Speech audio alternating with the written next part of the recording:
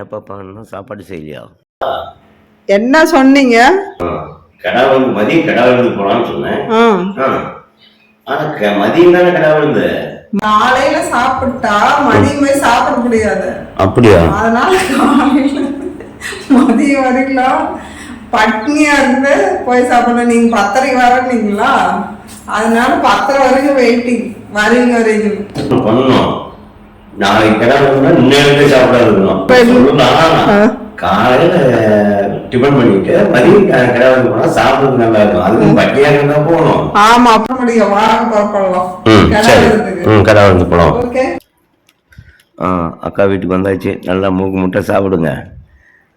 இப்போ செல்லை வச்சுட்டு 2 நாளுக்கு ஆகிற மாதிரி சாப்பிட்டுக்காங்க. கடை விருந்து வந்தாச்சு. பாருங்க, மட்டன் குடல் சாப்பாடு குழம்பு. காலையிலேயே